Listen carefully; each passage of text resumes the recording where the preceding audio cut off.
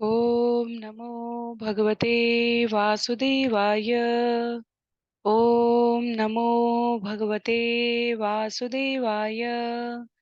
ओम नमो भगवते वासुदेवाय। हरे कृष्णा। सभी भक्तों को सादर प्रणाम। श्रीमद् भागवतम महापुराण सत्रों की इन श्रृंखला में आज सत्र 515 515 में सभी भक्तों का स्वागत है। हम सभी यहाँ पर 18,000 श्लोकों वाले श्रीमद् भागवतम महापुराण को अंतर्राष्ट्रीय कृष्ण भावनामृत संघ के संस्थापक आचार्य कृष्ण कृपामूर्ति श्री श्रीमद् अभय चरणारविंद भक्ति वेदांत स्वामी श्रील प्रभुपाद की पुस्तकों के माध्यम से भक्तों के संग श्रवण और पठन करने का प्रयास कर रहे हैं। जैसा कि सत्रों का प्रारूप है, वर्तमान विषय वस्तु का संक्षिप्त अवलोकन, तत्पश्चात मंगलाचरण और उसके बाद एक एक श्लोक का वाचन और अनुवाद, श्रवण और पठन करते हुए हम सभी सत्र में आगे बढ़ने का प्रयास करेंगे। वर्तमान विषय वस्तु के संदर्भ में अभी तक के आयोजित 514 सत्रों में हम सभी ने स्कंद 10 तक अध्याय संख्या 34, जहां शंखचूड़ का वध हुआ है और नंद महाराज की रक्षा की है कृष्ण ने, जब वे गुजरात के अंबिका वन में शिव पूजा के लिए समस्त ग्वाल बाल के संग एक बार गमन करने के लिए प्रस्थान किए थे। तो वहां के वन में विद्याधर, जो श्रापित था अंगिरस मुनियों से, उसने नंद बाबा को ग्रसने का प्रयास किया। वास्तव में उसे भगवान के स्पर्श से श्राप मुक्त होने का, अभय प्राप्त होने का आशीष भी था। तो उसने नंद बाबा के माध्यम से इस प्रकार भगवान की कृपा प्राप्त की। तो पिछले अध्याय में, अध्याय 34 में, हम सभी ने इन दो कथाओं को एक साथ एक ही अध्याय में श्रवण किया। आज के सत्र में हम सभी आरंभ करने जा रहे हैं स्कंद 10 अध्याय 35। तो मेरा अनुरोध रहेगा, आप में से जिनके पास पुस्तकें हैं, आप पुस्तक का प्रयोग करेंगे। अन्य सभी के लिए स्क्रीन पर श्लोक प्रस्तुत करने का प्रयास रहेगा। अध्याय 35, जिसका नाम है कृष्ण के वन विहार के समय गोपियों द्वारा कृष्ण का गायन। तो यहाँ इस अध्याय में करीब 26 श्लोक है और हम सभी मंगलाचरण के पश्चात उसका क्रमबद्ध गायन करने का प्रयास करेंगे। आरंभ करते हैं मंगलाचरण से। नारायणं नमस्कृत्य नरं चैव नरोत्तमं देवीं सरस्वतीं व्यासं ततो जयमुदीरयेत्। शृण्वतां स्वकथा कृष्ण पुण्यश्रवणकीर्तन यद्यन्तस्थो यभद्राणि विधुनोति सुयत्स्यताम्।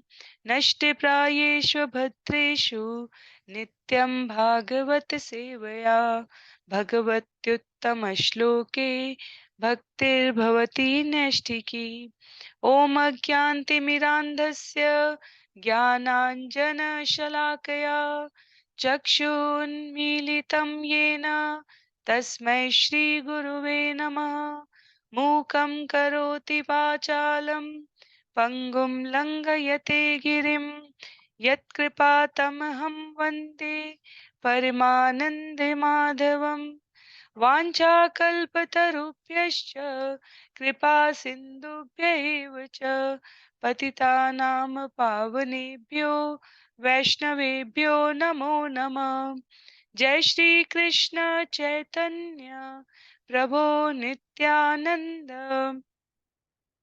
श्री अद्वैत गदाधर श्रीवासादि गौर भक्त वृंद। हरे कृष्ण कृष्ण कृष्ण हरे हरे, हरे राम राम राम हरे हरे, हरे कृष्ण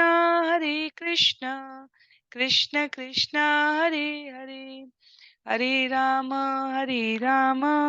राम राम हरे हरे।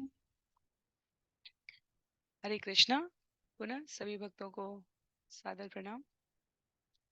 सत्र 515 515 में हम सभी स्कंद 10 अध्याय 35 कृष्ण के वन विहार के समय गोपियों द्वारा कृष्ण के लिए जो गायन किया गया उसका यहाँ पर उल्लेख है।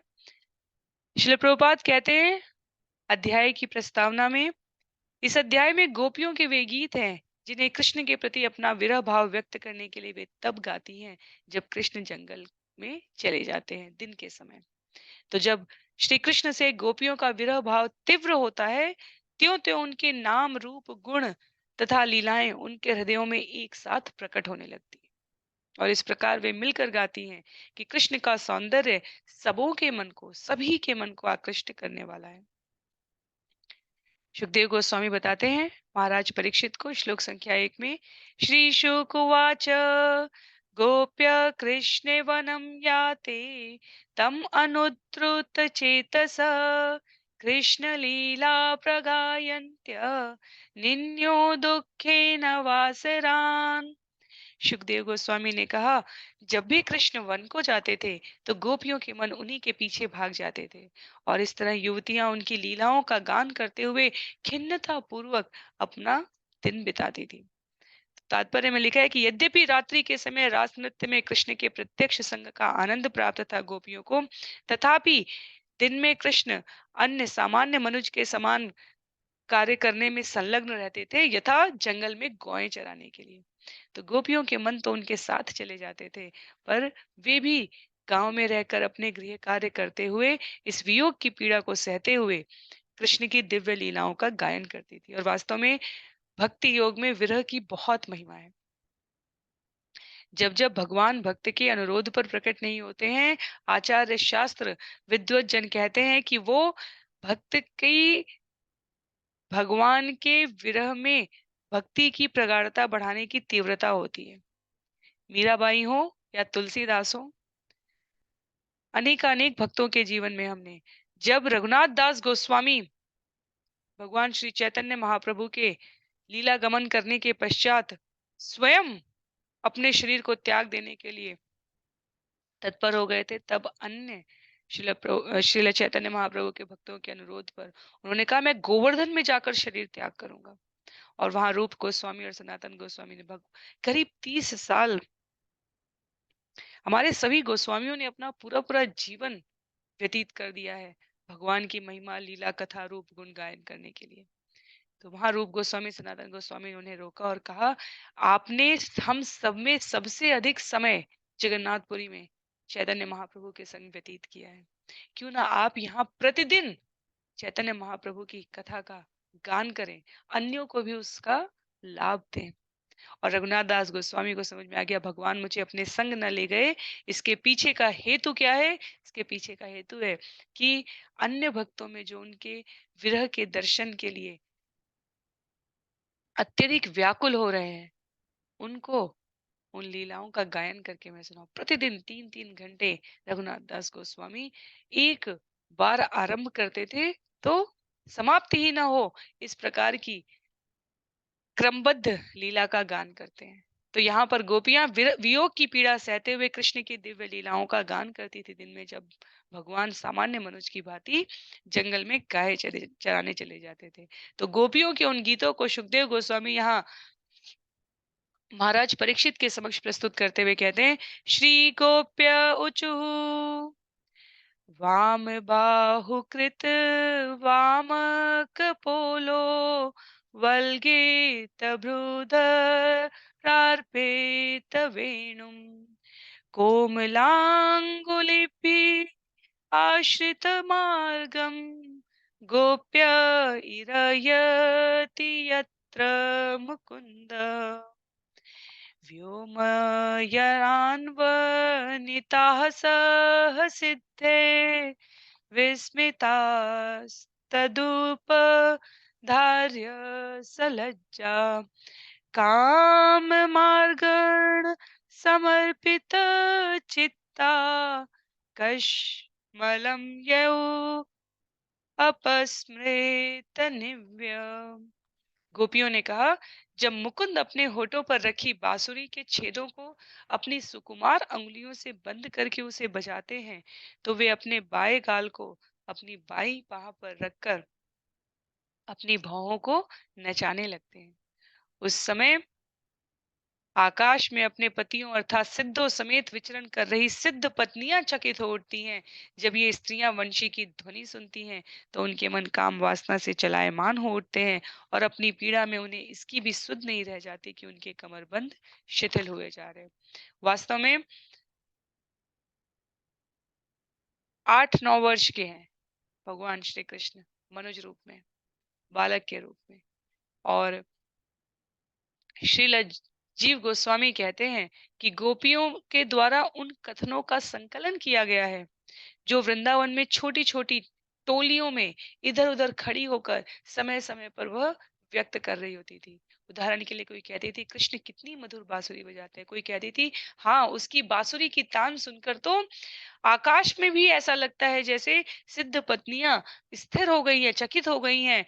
और उसकी भावभंगिमा तो स्मरण करो। तो कोई कहती है जब वो अपने बाएं गाल को बाईं बाह पर रखकर और भौहों को ऊपर नीचे करते हुए वंशी की मधुर तान बजाते हैं तो ऐसा लगता है कि उन भौहों की गति के अनुसार ब्रह्मांड नृत्य कर रहा है।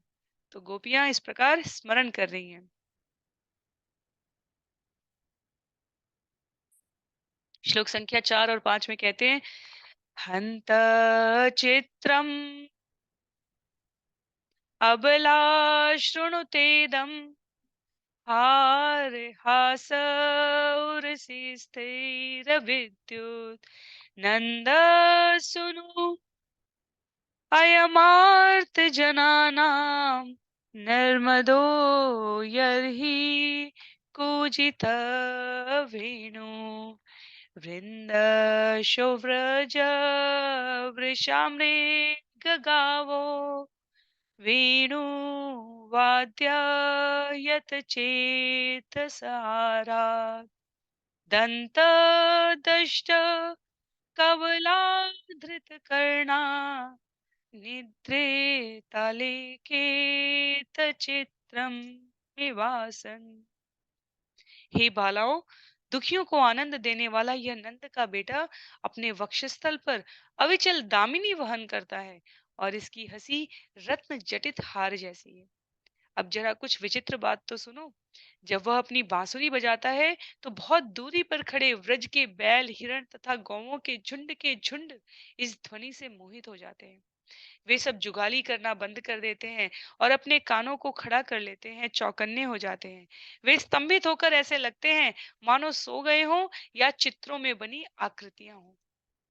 वास्तव में ये जो यहाँ शब्दों के रूप में वर्णन है, जब हम इसे अ, चित्रपटल पर देखते हैं, कृष्ण की बांसुरी की तान का जब भी हम कोई चित्र देखें तो आसपास के भक्तों के द्वारा ऐसी चित्रकारियां उपलब्ध है कि आसपास के जो हिरण हैं, जो अन्य पशु हैं, उनके कान बिल्कुल सीधे और इतने चौकन्ने होकर वो सुनने का प्रयास करते हैं। गोपियों का इतना महीन अवलोकन करना इस बात को दृश्यमान करता है कि कितनी सजग रहती हैं गोपियां भगवान के हर कार्यकलाप के लिए। भक्त के रूप में प्रत्येक मनुष्य को चाहिए कि इस धराधाम पर रहते हुए अपने मन वृत्ति चित्त को सदैव भगवान के श्री चरणों में लगाए हुए इस जगत में हर क्षण सतर्क रहे, चौकन्ना रहे। तो एक एक लक्षण बारीक से एक छोटा बच्चा इस जगत में हंस देता है तो लोगों को इतने आनंद की प्राप्ति होती है। जैसे लोग कहते हैं जैसे सारा दुख समाप्त हो गया, उसकी हंसी कितनी मनोहारी है। जब जगदीश उपस्थित है और वो हंसी, उनकी हंसी को यदि गोपियां वर्णन करें कि ये रत्न जटित हार जैसी हैं, तो ये कोई अतिशयोक्ति नहीं है। शब्दों की व्यंजना, साहित्यिक अलंकार के साथ शब्दों का संयोजन, ये एक अलग बात है। पर जब भगवान के कृत्य का वर्णन किया जा रहा हो तो ये सब वास्तविक घटनाएं हैं। इसमें किसी भी प्रकार का हमें संशय नहीं करना है। तो झुंड के झुंड हिरण और गौवें भगवान के इस स्वर से जो अपनी वंशी की मधुर तान में वो निकालते हैं, उससे मोहित हो जाते हैं, वे स्तंभित हो जाते हैं, वे अपना चारा चबाना बंद कर देते हैं। गोपियां कहती हैं वो उसे निगल नहीं पाते हैं यदि वो चबा चुके हों। तो भगवान के वंशी वादन का असाधारण प्रभाव यहाँ पर व्यक्त होता है। और पूरे भागवतम में संभवतः कहीं नहीं लिखा है। यदि कहीं लिखा हो तो आप लोग बताइएगा। आचार्यों ने, गोस्वामियों ने अपनी अन्य पुस्तकों में, टीकाओं में उल्लेख किया है, तो भागवतम में कहीं नहीं लिखा है भगवान ने वंशी बजाना कहाँ से सीखा। ऐसी अनेक अनेक कलाएं हैं भगवान की जो कहीं नहीं लिखी हैं कि भगवान ने कहाँ सीखी। 64 कला अवतार, पूर्ण पुरुषोत्तम भगवान, ये सब अपने भक्तों को रिझाने के लिए स्फूर्त तरीके से व्यक्त करते हैं। तो कृष्ण की मुस्कान की तुलना एक हार से की गई है, रत्न जटित हार से की गई है। और उनके द्वारा आनंदित करने देने वाली ध्वनि व्रज के बैल, हिरण, गौवें सबको स्तंभित कर दे रही। तो प्रकृति के नैसर्गिक सौंदर्य का अनुभव करने वाली गोपियां वहां प्रकृति के सृजनकर्ता पूर्ण पुरुषोत्तम भगवान के सौंदर्य में सब कुछ विस्मृत कर देने वाले स्वर में गायन कर रही है। तो भगवान आसपास नहीं है, पर प्रकृति का हर कण, हर क्रिया गोपियों को उनकी स्मृति करा रहा है। श्लोक संख्या 6 और 7 में कहती हैं, बर्हिणस्तबक धातु पलाशे बद्ध मल्ल परिह बर्ह विडम्ब कार्हि चित्स बलयालि सगोपे गा समायति यत्र मुकुंद तर्हि भग्न गतया सरितो वाये तत्पदाम्बुजरजो निलीलितम् स्पृहयति वयमिवा बहुपुण्या प्रेम वेपेत भुजास्ति मिताप। हे प्रिय गोपी, कभी कभी कृष्ण अपने को पत्तियों, मोर पंखों तथा रंगीन खनिजों से सजाकर पहलवान का वेश बनाते हैं। तत्पश्चात वे बलराम तथा ग्वाल बालों के साथ बैठकर गौओं को बुलाने के लिए अपनी बांसुरी बजाते हैं। उस समय नदियां बहना बंद कर देती हैं, उनका जल उस आनंद से स्तंभित हो उठता है जिसे वे उस वायु की उत्सुकता पूर्वक प्रतीक्षा करते हुए अनुभव करती हैं, जो उनके लिए भगवान के चरण कमलों की धूल लाएगा। किंतु हमारी ही तरह नदियां अधिक पवित्र नहीं हैं, अतः वे प्रेमवश कांपते हुए बाहों से उनकी प्रतीक्षा करती हैं। बहुत सुंदर गोपियां, गोपियां व्रज की सामान्य बालाएं लगती हैं, पर वास्तव में देखा जाए तो आध्यात्मिक दृष्टि से उनकी शिक्षा सबसे अधिक उन्नत है। वो शिक्षा जो हर क्षण के हर कण में भगवत स्मृति करा दे, वो सर्वश्रेष्ठ है। अन्यथा वेदों के अध्ययन का वो ज्ञान भी निरर्थक है जिसमें भगवत स्मृति न हो। कृष्ण द्वैपायन व्यास स्कंद 1 अध्याय 4 में कहते हैं, मैंने समस्त ग्रंथों की रचना कर दी, ऐसा कोई सत्य अवशेष नहीं रह गया जो मेरी लेखनी में व्यक्त ना हो गया हो, पर फिर भी मुझे शांति की अनुभूति नहीं।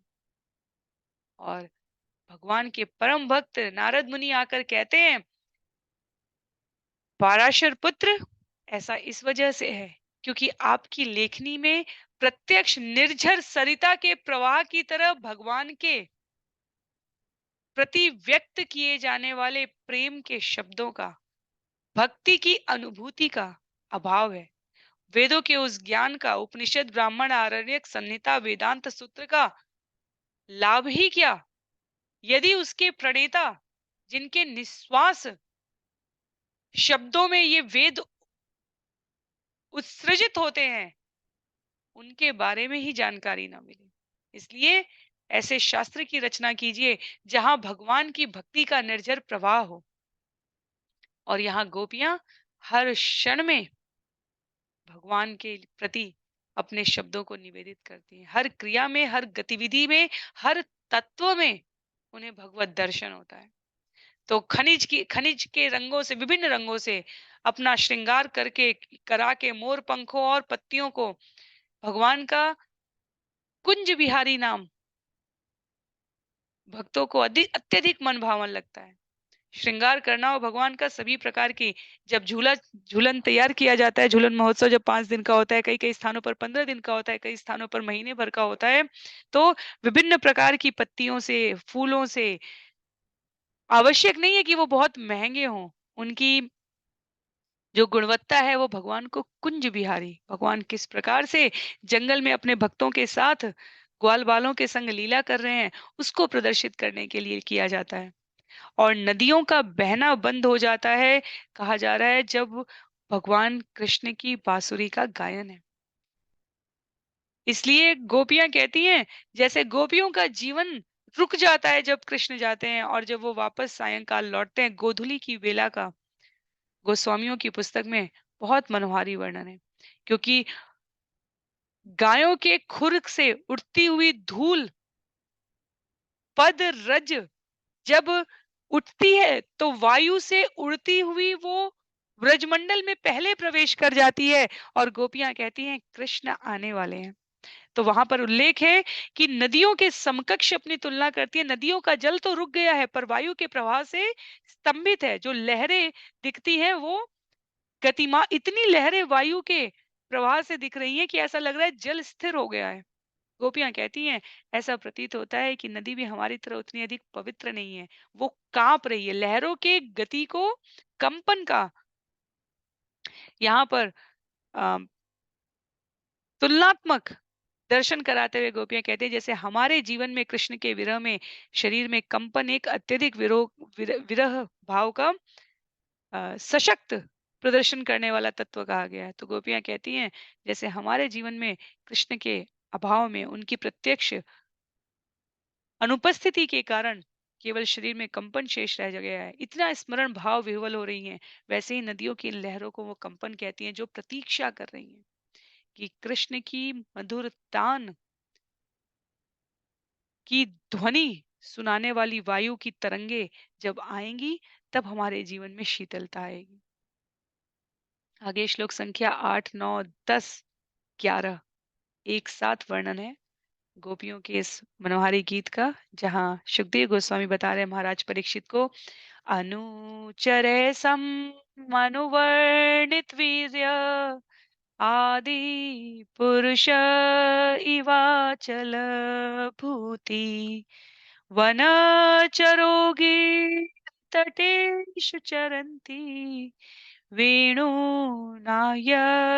गास यदा हि वनलतास्तरवात्मनि विष्णुं व्यञ्जयन्त्य इव पुष्पफलाढ्या प्रणतभार विटपा मधुधारा प्रेम ह्यष्ट तनवो ववृषु स्म दर्शनीय तिलको वनमाला दिव्य गंध तुलसी मधुमत्ते अलीकुलया लघु गीतामभीष्ट आद्रियनयर्हि सन्धितवेणु सरसिसार सहंस विहंगा चारु गीतायत चेतसेत्य हरिमुपासत ते यत चित्ता हन्त मीलेत दृशो धृतमौना। कृष्ण अपने सखाओं के साथ जंगल में घूमते फिरते हैं। ये सखा उनके शानदार कार्यों का जोर शोर से यशगान करते हैं। इस तरह वे सब पूर्ण पुरुषोत्तम परमेश्वर की तरह अपने अक्षय ऐश्वर्य का प्रदर्शन करते प्रतीत होते हैं। जब गायें पर्वत की तलहटी में घूमती हैं और कृष्ण अपनी वंशी की तान से उन्हें बुलाते हैं, तो वृक्ष तथा जंगल की लताएं प्रत्युत्तर में फूलों तथा फलों से इतनी लद जाती हैं कि वे अपने हृदयों के भीतर भगवान विष्णु को प्रकट करती प्रतीत होती हैं। जब भार से उनकी शाखाएं नीचे झुक जाती हैं, तो उनके तनों के तंतु तथा लताएं भगवत प्रेम से रोम जैसी उठ खड़ी होती हैं और वृक्ष तथा लताएं दोनों ही मधुर रस की वर्षा करने लगते हैं। कृष्ण द्वारा पहनी गई माला के तुलसी के फूलों की मधु जैसी दिव्य गंध से उन्मत्त भौरों के समूह उनके लिए उच्च स्वर से गुंजार करने लगते हैं और पुरुषों में सर्वाधिक सुंदर वह कृष्ण अपने अधरों पर अपनी वंशी रखकर और उसे बजाकर उनके गीत की धन्यवाद सहित प्रशंसा करते हैं। तब मनोहारी वंशी गीत सारसों हंसों तथा झीलों में रहने वाले अन्य पक्षियों के चित्त को चुरा लेता है। निसंदेह ये सभी अपनी आंखें बंद किए और मौन साधे उनके पास जाते हैं और गहन ध्यान में उन पर अपनी चेतना को स्थिर करते हुए उनकी पूजा करते हैं। तो सामान्यतः कहा जाता है कि एक वृक्ष की गुणवत्ता उसमें प्राप्त होने वाले फल फूल औषधियों से होती है। व्रज के समस्त वृक्षों के लिए कहा जा रहा है कि वे सभी ऐसा प्रतीत होता है कि अपने भीतर उन्होंने कृष्ण को साध लिया है। अंदर से वे इतने आत्माराम पूर्ण तत्व हो गए हैं कि बाहर से उनकी भार से शाखाएं झुक गई हैं। उनके तनों के तंतु और लताएं भगवत प्रेम से रोम जैसे उठ खड़े हुए हैं और वृक्ष लताएं दोनों ही मधुर रस की वर्षा में संलग्न हो गए हैं। तो केवल जीव जंतु वनस्पति ही नहीं, अपितु पक्षियों के लिए, कीट पतंगों के लिए, चर और अचर सब में समान रूप से कृष्ण की मधुर तान से, बांसुरी की कृष्ण द्वारा बजाई जा रही वंशी की मधुर तान से जीवन में इतनी संतृप्तता आ जाती है। साधकों के लिए इसमें जो संदेश प्रेषित करती हैं गोपियां, वो कहती हैं, जब कोई कृष्ण प्रेम से भरा हुआ होता है, जिसके जीवन में भक्ति होती है, तब उसे कहीं किसी प्रकार का इस जगत में अभाव नहीं होता। भगवान उसके जीवन में कोई अभाव रहने नहीं देते। यदि भक्त के जीवन में प्रतीकात्मक रूप से कोई भौतिक अभाव दिखता भी है, तो वो आध्यात्मिक उन्नति की तीव्रता का वर्धन करने के लिए।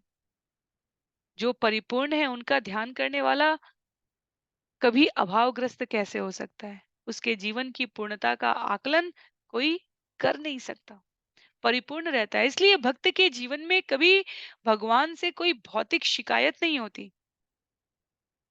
जिसने अपने जीवन में कृष्ण के नाम को, रूप को, गुण को, लीला को, दर्शन को साध लिया है, वो इस सामान्य जगत के लोगों से कोई अपेक्षा नहीं रखता। भक्ति का ये स्तर जीवन में सतत कृष्ण के चिंतन से आता है। यहाँ सारस हंस झील में रहने वाले अन्य पक्षी अपने चित्त को आंखें बंद करके मौन साध के गहन ध्यान में अपनी चेतना को भगवान की पूजा पर स्थिर कर रहे हैं। विश्वनाथ चक्रवर्ती ठाकुर ने इन श्लोकों पर अनेक चमत्कारी टीकाएं लिखी हैं। यहाँ तात्पर्य में उसका उल्लेख है कि जैसे गृहस्थ जन, जो वैष्णव जन है, गृहस्थ वैष्णव जन, वो निकट आ रही किसी संकीर्तन टोली को सुनकर आह्लादित होकर नमस्कार करते हैं, वैसे ही वृंदावन के वृक्ष लताएं, पशु पक्षी, कीट पतंग कृष्ण की वंशी को सुनकर आह्लादित हो जाते हैं। वास्तव में देखा जाए तो प्रकृति का हर क्षण जिसके सानिध्य में हम अपना समय व्यतीत करते हैं, किसी न किसी रूप में हमें भगवत स्मृति का आभास कराता है। प्रतिदिन उदित होता हुआ सूर्य और सायंकाल सूर्यास्त होने को जाता हुआ लालिमा युक्त आकाश, ब्रजमंडल की गोपियों को कृष्ण के आगमन और विरह, अन्यों के लिए सूर्यास्त का समय विश्राम करने का होता था। जीवन के कार्यों से थककर एक स्थान पर बैठने के लिए होता था। गोपियों के लिए वो उत्सुकता पूर्वक सूर्योदय के समान हो जाता था। वो अपनी समस्त ऊर्जा के साथ चलायमान हो जाती थी, क्योंकि कृष्ण व्रज में लौट रहे थे, कृष्ण गांव में वापस आ रहे थे। सूर्योदय अन्यों के लिए मिलन का प्रतीक होता है, अपने अपने कार्यों में ऊर्जा युक्त गतिविधियों में संलग्न होने का प्रतीक होता है। गोपियों के लिए वो विरह हो जाता था। दिन भर कृष्ण के वंशी की मधुर तान से आने वाली वायु के वेग की प्रतीक्षा करती गोपियां ये कल्पना करती हैं कि जहां कृष्ण इस समय प्रत्यक्ष शरीर रूप में उपस्थित हैं, वहां का वातावरण कितना मनमोहक हो चुका है। तो सभी कुछ परिपूर्ण है क्योंकि कृष्ण उपस्थित है। श्लोक संख्या 12 और 13 में उल्लेख आता है गोपियों के इन सुंदर शब्दों का। सह बलस्त्रक अवतंस विलास सानो शुषितिर्भृतो व्रज देव्य हर्षयन्यति वेणुरवीण जात हर्ष उपरम्भति विश्वम् महत् अतिक्रमण शंकिचेता मंद मंदम मनुगर्जति मेघ सुहृदमभ्य वर्षत् सुमनोभिः शाचा यया च विदधत् प्रतपत्रम्।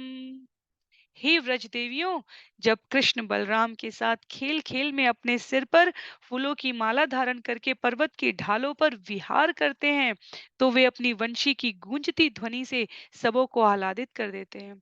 इस तरह वे संपूर्ण विश्व को प्रमुदित करते हैं। उस समय महान पुरुष के अप्रसन्न होने के भय से भयभीत होकर निकटवर्ती बादल उनके साथ होकर मंद मंद गर्जना करता है। यह बादल अपने प्रिय मित्र कृष्ण पर फूलों की वर्षा करता है और धूप से बचाने के लिए छाते की तरह छाया प्रदान करता है।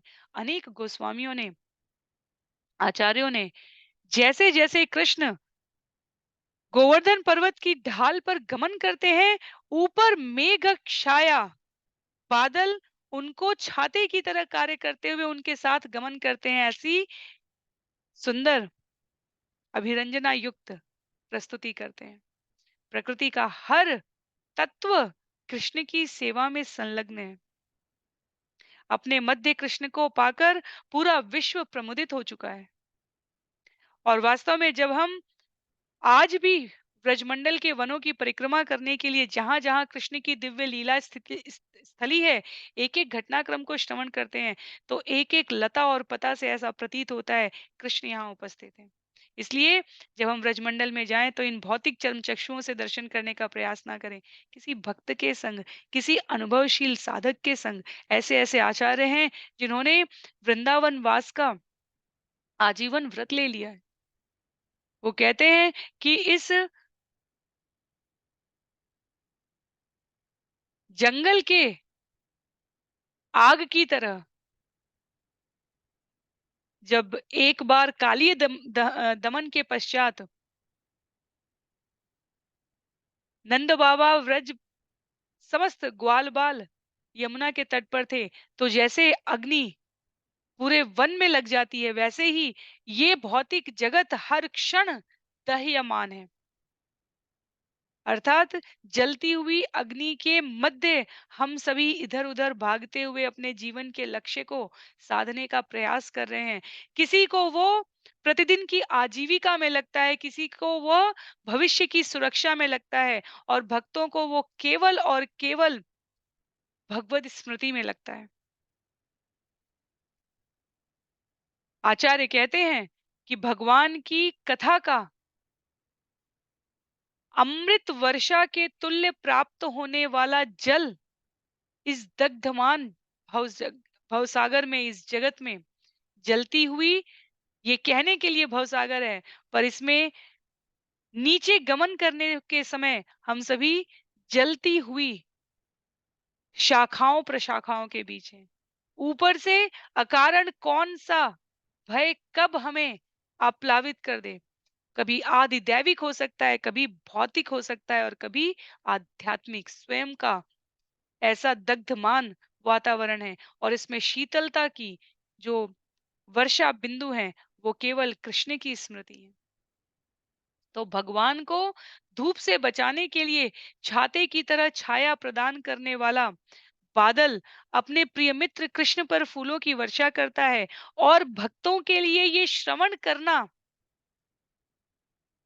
सभी प्रकार के दग्धमान स्थिति से, अर्थात कष्टमय अवांछनीय परिस्थितियों से मुक्ति प्रदान करने में सहायक होता है।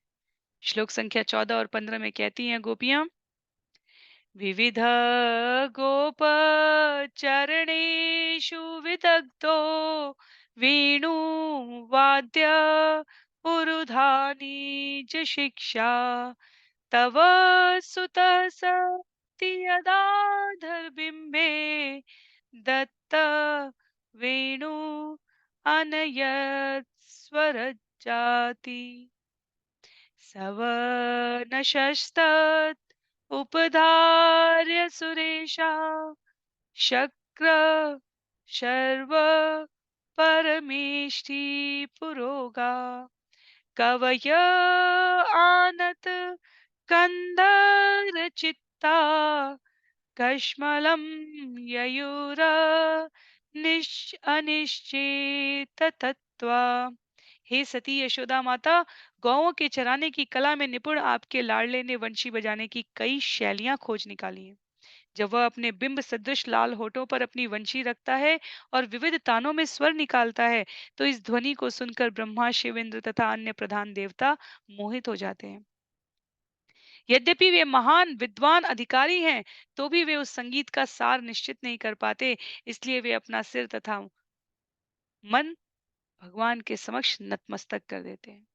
तो ये बहुत विचार करने की बात है। जिन गोपियों की रासलीला के भगवान के संग वृत्तांत को इस भौतिक जगत में इतना सस्ता प्रस्तुत कर दिया गया है, उन्हें प्रकृति के हर चर और अचर में भगवान के दर्शन होते हैं।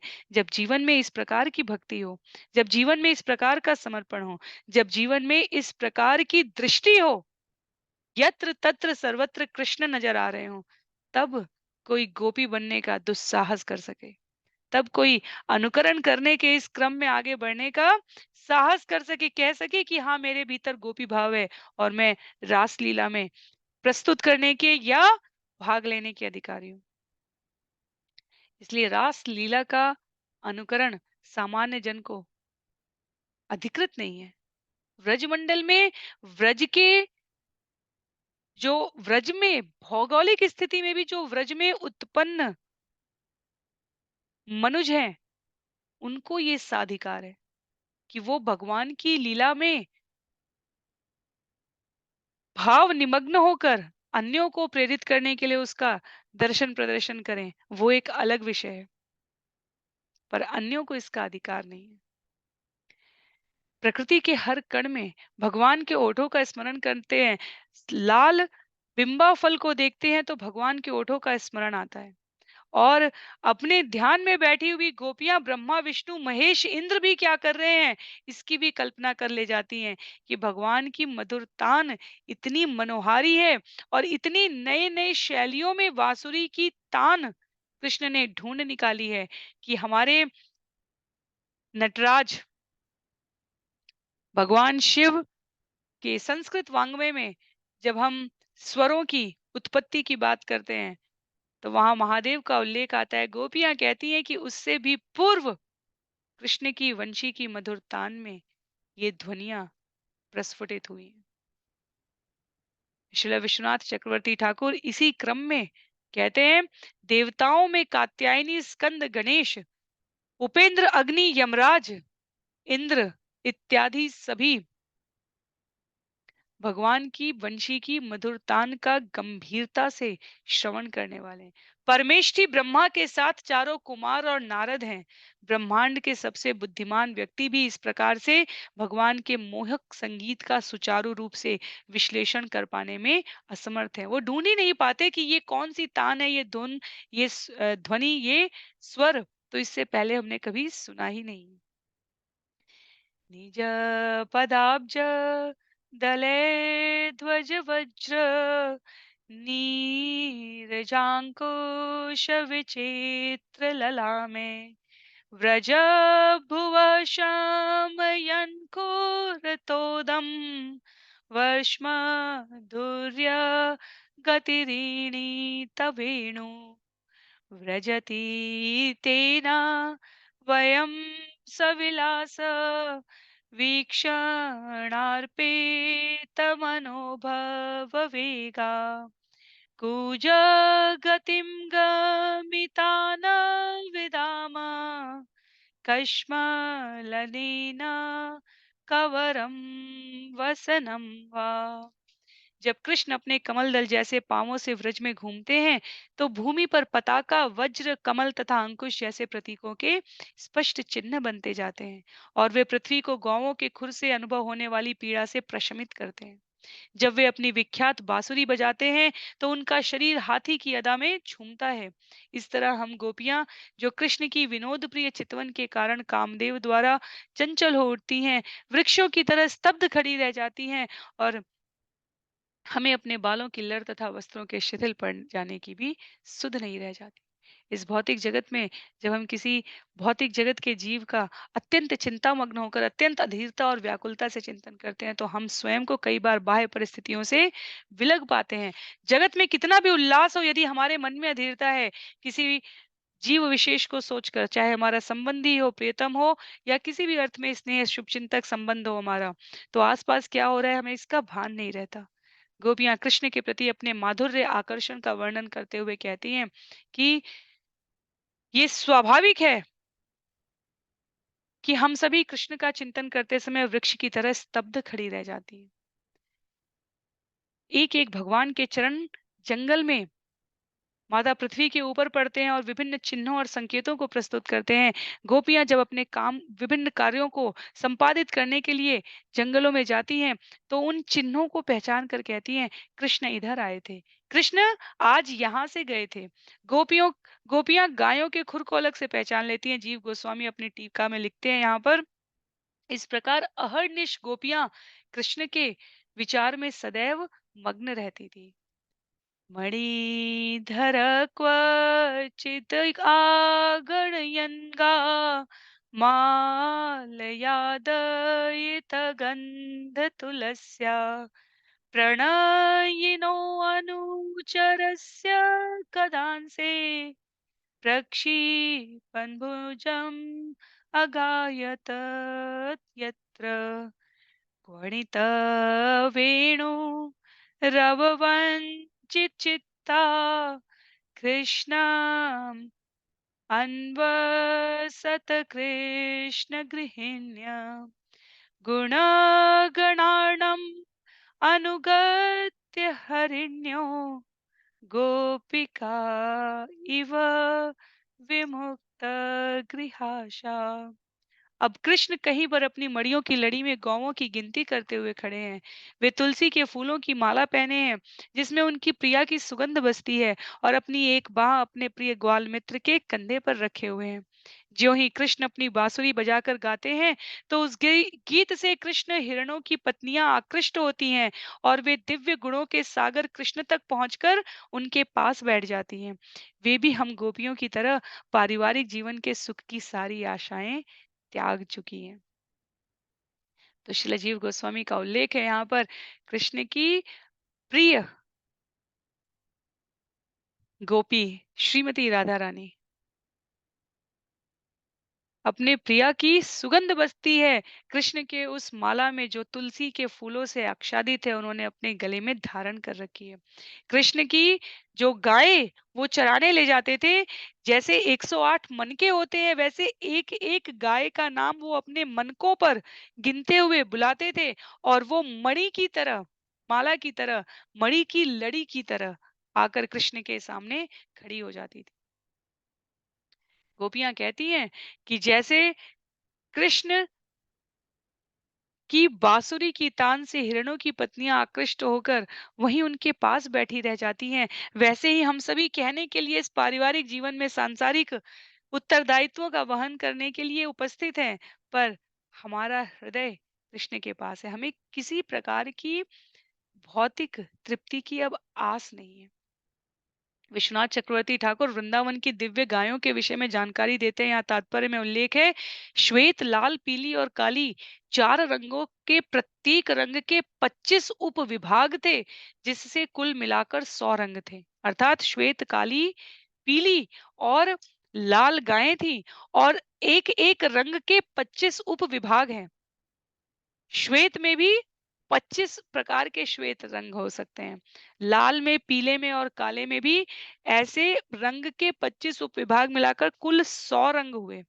और चंदन तिलक जैसे रंग के गुणों वाली या मृदंग जैसे सिर के आकारों वाली गौओं के 8 और समूह बनते हैं। गायों के रंग और आकार को मिलाकर 108 समूह की गिनतियों की गायों को बुलाने के लिए कृष्ण 108 मड़ियों वाली लड़ी अर्थात माला का प्रयोग करते हैं। तो जब वे कहते हैं हे धवली, श्वेत गाय के एक नाम को बुलाते हैं, तो सफेद गायों का पूरा झुंड उनके सामने आ जाता है। जब वे हंसी, चंदिनी, गंगा, मुक्ता इत्यादि कहकर बुलाते हैं, तो सफेद गायों के 24 और झुंड आ जाते हैं। तो सफेद रंग में कहा गया 25 उप विभाग हैं। तो जब धवली कहा तो सफेद गायों का एक झुंड आ गया। जब हंसी, चंदनी, गंगा, मुक्ता कहा तो सफेद गायों के ऐसे 24 अलग-अलग नामों के और झुंड हैं जो कृष्ण के सामने आ जाते हैं। लाल रंग में क्या कहते हैं कृष्ण? लाल रंग में जो गौओं का समूह है उनका नाम है अरुणी, कुमकुम, सरस्वती। काले रंग में विश्वनाथ चक्रवर्ती ठाकुर कहते हैं श्यामला, धूमला, यमुना। पीले रंग में कहते हैं पीता, पिंगला, हरितालिका। जिन गायों के मस्तक पर तिलक तिलक लगा है उन्हें वो चित्र तिलका, चित्रिता, दीर्घ तिलका, तिर्यक तिलका कहकर बुलाते हैं। और गायों के झुंड का ये समूह मृदंग मुखी, सिंह मुखी इत्यादि जो मृदंग के आकार वाली हैं अलग अलग समूहों की, वो सभी कृष्ण के सामने उपस्थित हो जाती हैं। कौन गणितज्ञ इस प्रकार के सूत्र और समीकरण बता सकता है? इसलिए कृष्ण पूर्ण है, जिन्होंने अपनी गायों को चराने के लिए समूह के झुंड का नामों का वर्गीकरण रंग और आकार की विविधता के आधार पर किया है। मृदंग आकार वाली मृदंग मुखी सिंह मुखी हो गई, तिलक के आधार पर चित्र तिलिका, दीर्घ तिलका, तिर्यक तिलिका, चित्रता हो गई, लाल में कुमकुम सरस्वती, काले में श्यामला धूमला, पीले में पिंगला हरितालिका, सफेद में हंसी चंदनी गंगा मुक्ता हो गई हैं। वे गायों के सौभाग्य की सराहना कर रही हैं गोपियां। सबकी सब कृष्ण द्वारा पुकारे जाने पर सामने आकर खड़ी हो जाती हैं। सबको ये आभास हो जाता है कि जंगल से घर वापस जाने का समय हो गया है और कृष्ण कितने विचारशील हैं अपनी गायों को वापस ले जाने के लिए कि कहीं कोई गाय रह ना जाए। इसलिए उनकी गिनती अपनी मणि माला में करते हैं। गोपियां स्मरण कर रही हैं ये सब कुछ। श्लोक संख्या 20 और 21 में कहते हैं कुंद दाम कृत कौतुक वेशो गोप गोदन वृतो यमुनायाम नंद सूनु अनघेत वत्सो नर्मद प्रणयेणाम जहार मन्दवायु उपवातिनुकूलं मानयन्मलयजस्पर्शेन वन्दिन् वन्दिन् तमोपदेवगणाये वाद्य गीत बलिभिः परिवव्रु। हे निष्पाप यशोदा, तुम्हारे लाडले नंदन नंदन ने चमेली की माला से अपना विचित्र वेश सजा लिया है और इस समय वह यमुना के तट पर गौवों तथा ग्वालबालों के साथ अपने प्रिय संगियों का मनोरंजन कराते हुए खेल रहे हैं। मंद वायु अपनी सुगंध चंदन सुगंध से उनका आदर कर रही है और विविध उपदेवता चारों ओर बंदीजनों के समान खड़े होकर अपना संगीत गायन तथा श्रद्धा के उपहार भेंट कर रहे हैं। तो गोपियां यहाँ पर माता यशोदा को भी कहती हैं कि गायन करते करते वो ब्रज के नंद बाबा के आंगन में पहुंच जाती हैं और कहती हैं कि हे यशोदे, कृष्ण अब वृंदावन लौटने के लिए उद्यत हो गए हैं क्योंकि उन्होंने गायों को बुला लिया है। मणि की माला पर उन्होंने गिन लिया है और अब सभी गंधर्वगण दैवी गायन नृत्य श्रवण मंगल आनंद करने के पश्चात कृष्ण वापस लौट रहे हैं।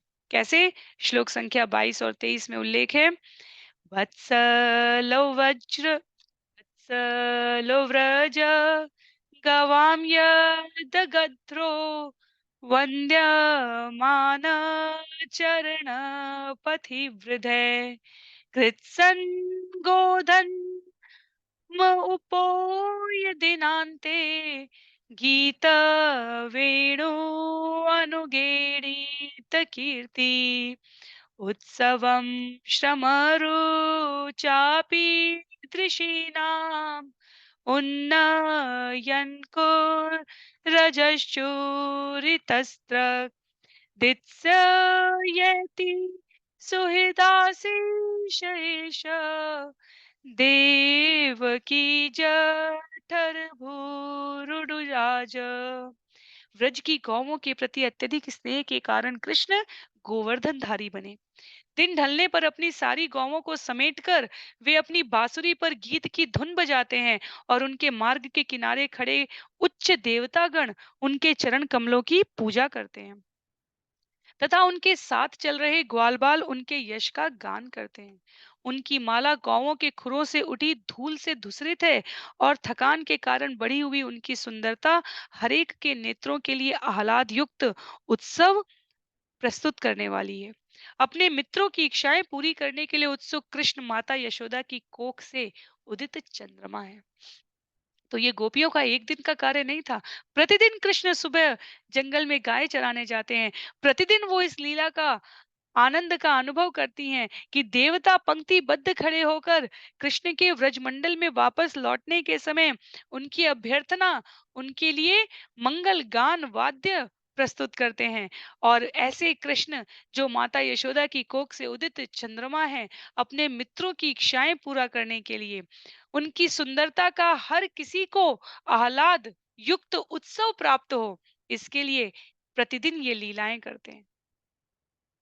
श्लोक संख्या 24 और 25 में उल्लेख है गोपियों के द्वारा मद विघूर्णितलोचन ईशन मानद स्वसुहृदां वनमाली भद्र पाण्डु वदनो मृदुगण्डं मण्डयन् कनककुण्डललक्ष्म्या यदुर्पतिद्विरदराजविहारो यामिनीपतिवेश दिनान्ते मुदितवक्त्र उपयाति दुरन्तं मोचयन् व्रजगवां दीनतापम्।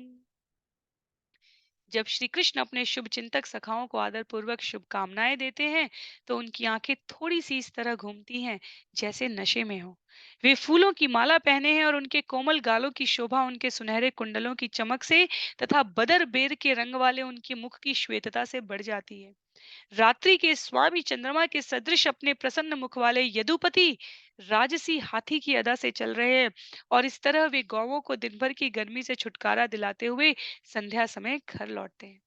तो जब शुभ चिंतकों को शुभकामनाएं देते हुए कृष्ण की आंखें घूमती हैं तो वो बताती है कृष्ण थक चुके हैं। कृष्ण अपने मित्रों को दूसरा भाव व्यक्त करते हैं आचार्य ये कहते हुए इशारे से कहते हैं कल पुनः मिलते हैं। तो स्वयं चंद्रमा के सदृश अपने प्रसन्न मुख से अन्यों को शीतलता प्रदान करने वाले शांति सुखद आनंद प्रदान करने वाले भगवान व्रज की गौवों को भी संध्या समय घर लेकर लौट आए। तो कृष्ण की दृष्टिपात मात्र से वृंदावन के वासियों की दिन भर अपने से विलग रहने की उनकी जो पीड़ा है उसका हरण कर लिया जाता है।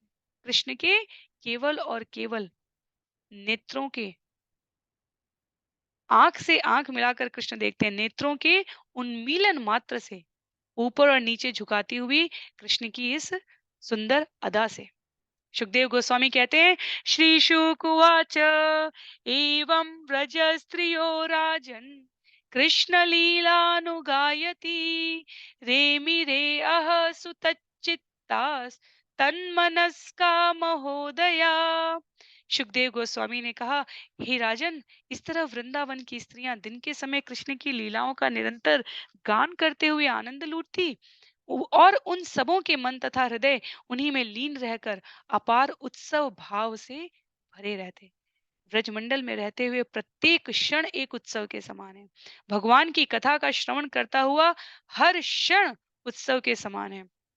गोपियां कहती हैं जीव भग्न हृदया होकर इस जगत में जन्म प्राप्त करने से लेकर मृत्यु तक की विभिन्न अवस्थाओं से गुजरता हुआ तथाकथित अनेकों पीड़ाओं को प्राप्त करता है पर इन समस्त पीड़ाओं में ये स्मरण करके रखना कि कृष्ण के विरह की पीड़ा है और इस अनुभव में हर क्षण सतत उनको स्मरण करना ये महान आध्यात्मिक आनंद है।